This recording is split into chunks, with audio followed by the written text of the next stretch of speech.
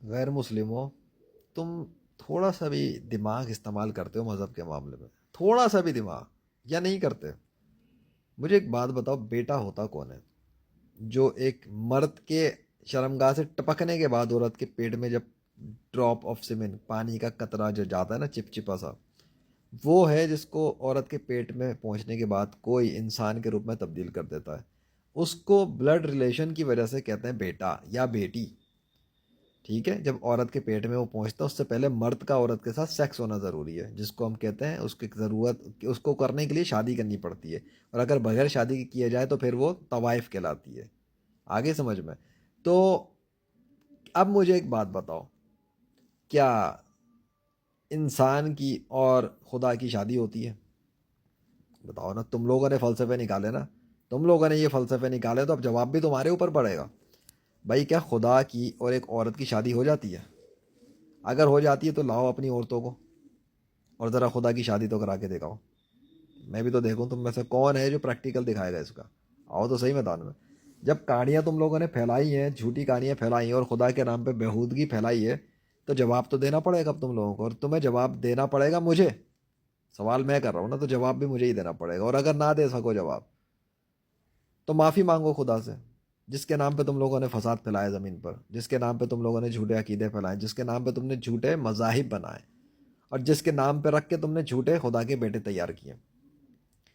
اگر تم کہتے ہو کہ خدا عورت سے سیکس کرتا ہے تو بچے پیدا ہوتے ہیں، اور پھر جو بچے پیدا ہوتے ہیں وہ خدا کے بیٹے یا بیٹیاں ہوتے ہیں، تو مجھے بتاؤ کہ خدا نے کب سیکس کیا تھا کسی عورت کے ساتھ؟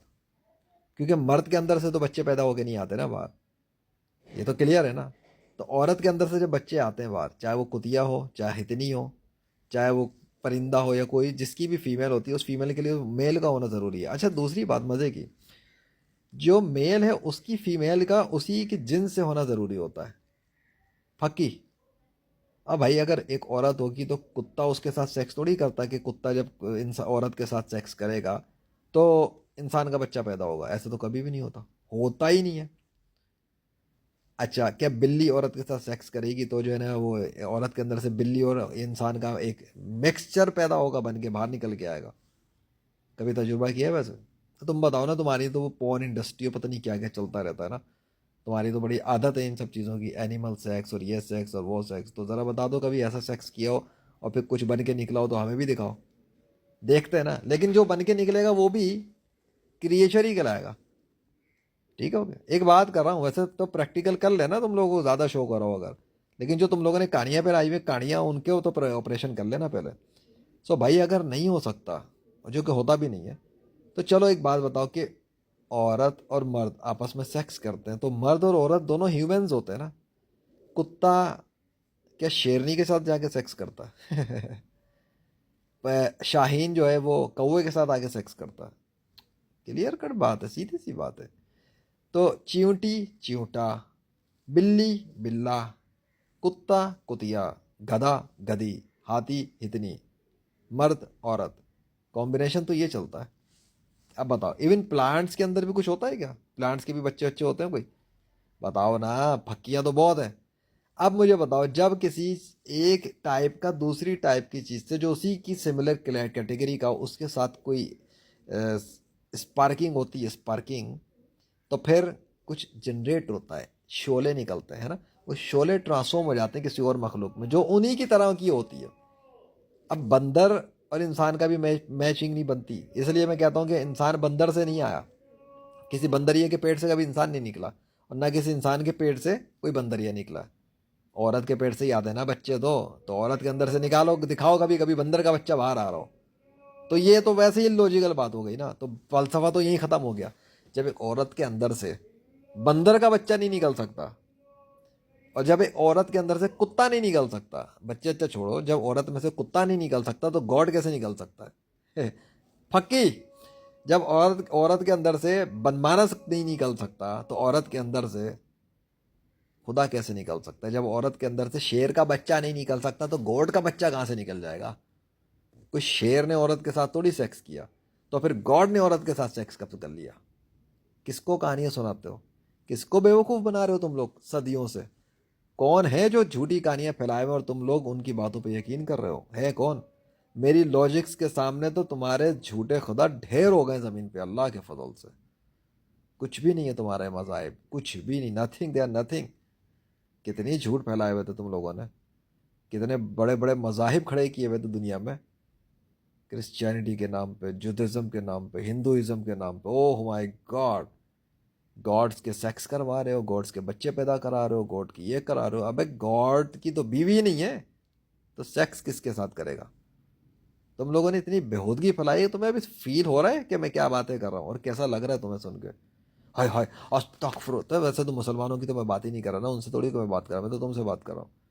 ہائے ہائے کیسی باتیں کر لو گوڈ کے بارے میں، تو تم لوگوں نے گوڈ کے بارے میں یہ چیزیں رکھ کے پورے مذہب کھڑے کر دیے اٹھا کے، اور نسلوں کو گمراہ کر رہے ہو، بچوں کو کافر بنا رہے ہو۔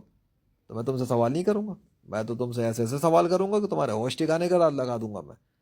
یا تو معافی مانگو گاڈ سے ان بےہودگیوں پہ، ان بد عقیدوں پہ، عقیدگیوں پر۔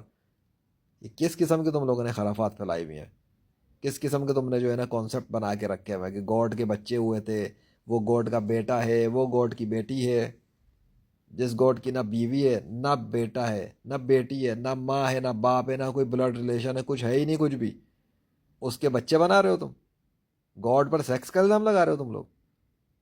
کس قسم کے لوگ ہو تم؟ تو مجرم ہو۔